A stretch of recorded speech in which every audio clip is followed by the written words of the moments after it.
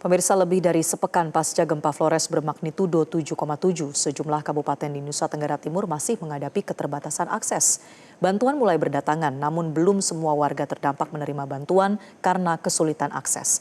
Kami ajak Anda melihat langsung situasi di Kabupaten Sika bersama jurnalis Metro TV Iqbal Himawan dan juru kamera Johan Pahlevi. Iqbal, dari yang Anda pantau sejauh ini, apa yang paling dibutuhkan oleh warga?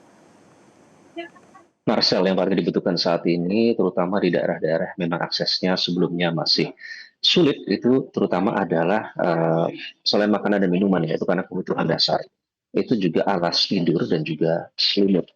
Karena tadi malam kami merasakan langsung tidur bersama warga di tenda darurat yang disediakan oleh BNPB, tepatnya di Desa Nitung Lea. Desa Nitung Lea ini sempat terisolir atau putus total aksesnya, sehingga baru 5 hari setelah gempa terjadi yang bermagnitudo 7,7, bantuan itu baru bisa masuk. Itu pun bantuan yang masuk terbatas ya. Dan tadi malam kami merasakan sendiri bagaimana pada saat malam hari, memang kalau suhu yang tercatat di aplikasi tercatat 26 derajat. Tapi kalau kami merasakan sendiri itu terasa seperti 19 sampai 20 derajat.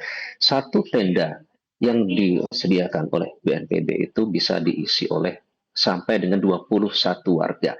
Dan itu terdiri dari, kalau di sini disebutnya mama-mama ya, wanita-wanita yang dewasa begitu, yang cenderung menuju ke usia lansia, itu diisi oleh mama-mama dan terutama anak-anak kecil dan juga bahkan bayi. Itu harus berdempetan, cenderung berdesakan di dalam satu tenda tersebut.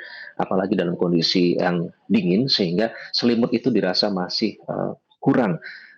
Begitu pula dengan alas tidur. Tadi malam saya menyaksikan sendiri bagaimana mereka mengandalkan karpet ataupun terpal untuk tidur di dalam tenda, sehingga itu merupakan menjadi salah satu kebutuhan. Nah, karena udara malam yang dingin dan pada saat siang itu panas sekali, banyak dari warga korban gempa di Desa Nitung Lea yang mengeluhkan mereka mengalami sakit batuk ataupun pilek.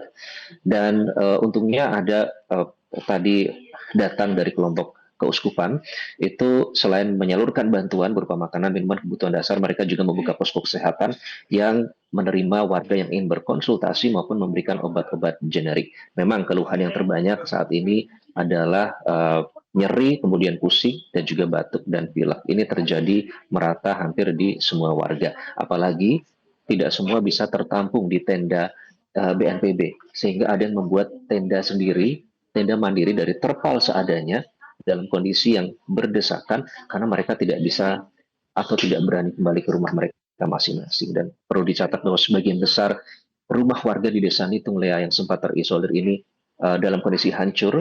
Jadi pada saat apalagi pada saat gempa susulan, itu yang membuat mereka belum berani semuanya kembali ke rumah masing-masing. Hanya pada saat siang hari mereka berani kembali, namun pada saat malam hari karena mereka takut jika tidur di rumah, jika terjadi gempa susulan mereka tidak sempat menyelamatkan diri. Jadi itu Marcel, terutama makanan, minuman, dan alat pendukung untuk tidur. Ya, Iqbal, tadi Anda menyebut bahwa memang masih ada kekhawatiran gempa susulan. Nah, selama Anda berada di sana, seberapa parah Anda menggambarkan terjadinya gempa susulan dan dampaknya seperti apa untuk warga? Setidaknya 2 kali ya Marcel ya, pada saat malam hari, pada saat kami sedang makan malam dijamu oleh keluarga korban, itu kami merasakan gempa. Bagi kami yang baru datang itu terasa cukup kencang. Kami cukup terkejut, sehingga secara otomatis refleks kami langsung berusaha untuk menjauhi bangunan. Tapi bagi warga, gempa yang kami rasakan itu termasuk kecil. Jadi bisa dibayangkan seperti apa pada saat beberapa hari setelah gempa itu terjadi, seperti apa besarnya yang sehari bisa terjadi sampai ribuan kali.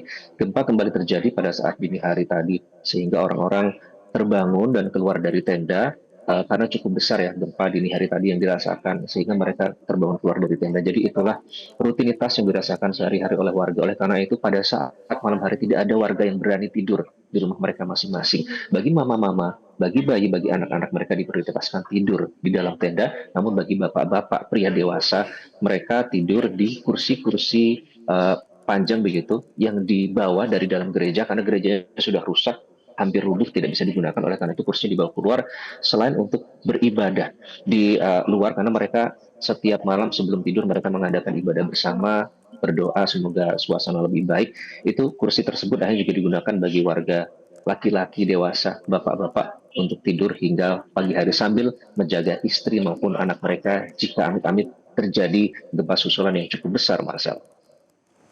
Ya, Iqbal terkait dengan kondisi kebutuhan dasar seperti air dan juga listrik ini juga nampaknya masih begitu sulit didapatkan oleh para korban gempa. Nah, apakah Anda sudah melihat ada upaya dari pemerintah untuk bisa memperbaiki jaringan pipa air atau listrik? Upaya untuk perbaikan listrik kami merasakan yang memang terus diperbaiki. Dan meskipun saat ini lokasi saya berada di sebuah puskesmas di Pulau Palu termasuk yang pasokan internet maupun listriknya tentu harus selalu ada karena merupakan fasilitas kesehatan. Tapi saat ini kondisi listrik memang mati. Begitu pula di beberapa wilayah di Pulau Palu ini sendiri.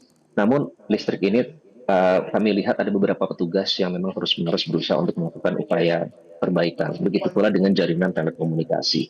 Nah, jaringan telekomunikasi ini memang biasanya melemah setelah pukul 18 ya. Waktu setempat itu sinyal langsung melemah. Kalau biasanya kita menyaksikan atau merasakan sinyal pagi sampai siang itu 4G, namun setelah pukul 18 itu turun menjadi H atau tidak menjadi lambat begitu ya. Namun karena kami berada di puskesmas, kami bisa menggunakan internet dari WiFi yang tersedia di sini.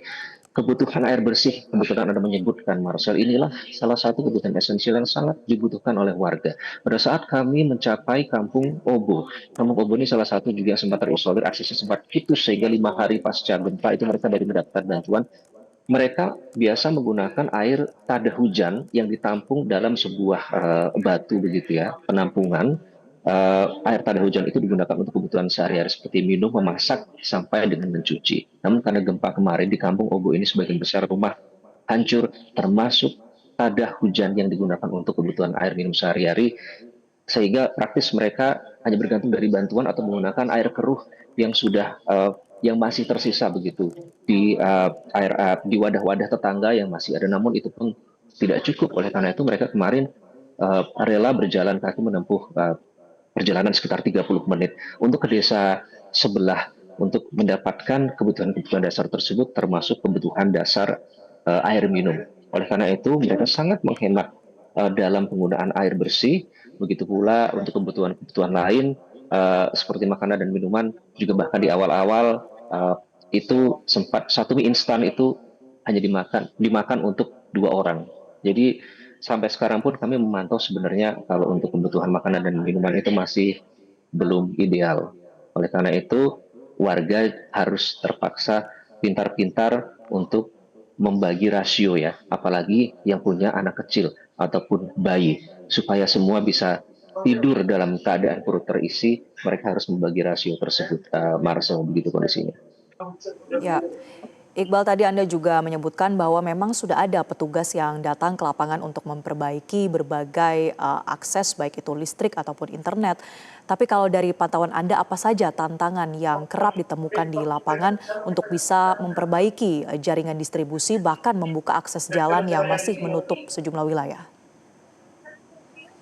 Pada saat kami pertama kali menuju ke desa Nitung Lea dari pelabuhan, memang kami harus menginap terlebih dahulu karena terlalu berbahaya kalau pada saat ferry kami tiba terus malam hari kami harus menuju desa Nitung Lea. Oleh karena itu kami menginap, kemudian pada saat keadaan terang kami mulai menuju ke desa Nitung Lea. Sepanjang perjalanan Marcel itu memang terlihat sekali, terutama di sebelah kiri itu bekas longsoran. Longsoran ini bukan yang seperti tanah ya, tapi seperti pasir, kemudian batu kerikil kecil-kecil yang bahkan pada saat kami lewat pun itu masih terlihat ada longsoran kecil-kecil. Jadi itu yang membuat menjadi kendala tersendiri. Namun kami melihat ada beberapa alat berat yang sudah masuk, memang terus-menerus berupaya untuk menormalkan akses sehingga bisa dilewati untuk proses distribusi logistik dan bantuan.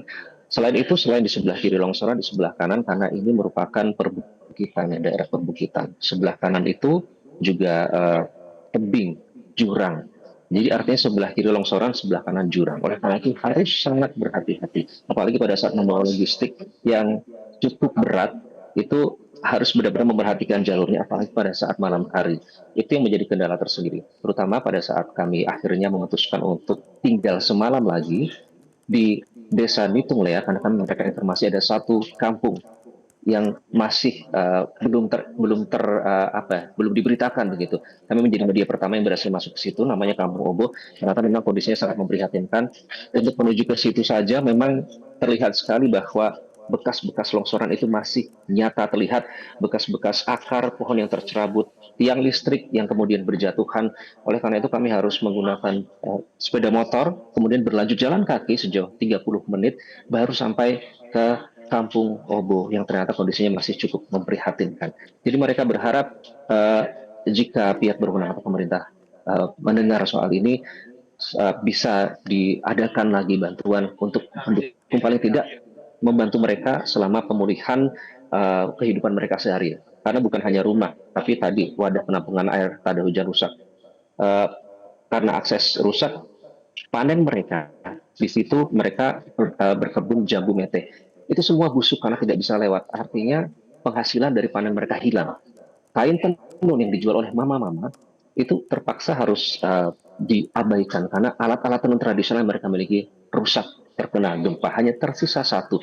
Itu artinya mata pencaharian para mama-mama ini hilang seketika karena gempa yang kemarin uh, mendera daerah itu. Jadi itu untuk memberikan gambaran sulitnya menembus daerah-daerah terutama di Pulau Palu ini karena pusat wilayah ini termasuk cukup dekat ya Marcel ya, dengan pusat gempa kemarin sehingga dampaknya masih sangat terasa terutama di wilayah di Pulau Palu ini. Ya, Iqbal, kami melihat juga di belakang Anda ini ada bed atau tempat tidur untuk perawatan pasien. Nah, bisa Anda gambarkan, Iqbal, seperti apa kondisi pelayanan kesehatan bagi para korban gempa? Apakah untuk kebutuhan tenaga medis, kemudian obat-obatan di sana juga sudah mencukupi? Baik, saat ini saya berada di puskesmas dan seperti kita lihat ini merupakan tenda darurat yang dibangun selama pasca gempa ya. Ini memang kondisinya seadanya. Kita melihat ada velbed yang digunakan untuk merawat pasien, kemudian ada dokter dan juga suster yang bersiaga di sini. Nah, dari perbincangan kami memang sebagian besar itu mengeluh ispa karena setiap malam mereka harus tidur di tenda karena tidak berani ke rumah masing-masing. ISPA ini bukan hanya mendera lansia atau orang dewasa, tapi juga anak-anak dan juga bayi. Apalagi banyak dari mereka yang masih kekurangan selimut untuk tidur, sehingga mereka harus tidur dalam kondisi kedinginan dengan angin yang cukup kencang pada saat malam hari. ISPA adalah salah satu yang paling banyak dikeluhkan. Namun kemarin, velbet di belakang saya ini sempat digunakan untuk merawat 4 orang warga di sini. Di antaranya selain ada 2 orang yang mengalami penyakit saluran pernapasan, ada juga yang terkena penyakit jantung yang harus dirujuk dan satu lagi yang melahirkan, sehingga mereka sempat dirawat sebentar di sini karena pihak puskesmas juga tidak berani menjamin keamanan apabila bed-bed ini ditaruh di dalam. Maka tenda darurat di belakang saya ini sangat penting untuk menjamin keselamatan. Bahkan di tidak jauh dari puskesmas ini masih ada tenda BNPB yang digunakan oleh warga yang belum berani kembali ke rumah mereka masing-masing. Pada saat gempa itu terjadi, kemudian ada sesuatu yang menimpa dan menjadi luka bagi warga itu, mereka langsung datang ke tenda darurat puskesmas yang ada di belakang saya saat ini. Untuk pasokan nah di desa Nitungle yang kami datangi itu obat-obatan setidaknya disediakan oleh kelompok relawan yang datang ya. Kelompok relawan ini tadi dari sebuah keuskupan begitu, mereka datang membawa alat pengukur tekanan darah atau tensi, berkonsultasi bagi warga, kemudian pada saat diketahui penyakitnya mereka memberikan obat-obat generik. Namun itulah maksimal yang bisa mereka lakukan karena mereka kelompok relawan. Namun di belakang saya ini ada kelompok dokter-dokter yang mereka memang sengaja atas inisiatif sendiri mencari daerah-daerah yang aksesnya masih sulit untuk memastikan kesehatan bagi warga-warga yang terdampak gempa, terutama dokter-dokter yang memang mereka putra dan putri daerah di sini, sehingga memiliki kedekatan emosional. Jadi semua bahu-membahu di sini, Marcel, untuk memastikan warga itu setidaknya bisa bertahan hidup dalam kondisi yang serba terbatas. Dokter, perawat, aktivis, relawan, semua bersama-sama gotong royong untuk membantu gempa pasca gempa yang terjadi di NTT. Baik, Iqbal, terima kasih atas laporan Anda. Tentu kita harapkan berbagai perbaikan dan juga pemenuhan kebutuhan dari para korban gempa ini bisa terpenuhi dengan cukup. Terima kasih. Iqbal Himawan melaporkan langsung dari Kabupaten Sika, Nusa Tenggara Timur. Jelajahi cara baru mendapatkan informasi. Download Metro TV Extend sekarang.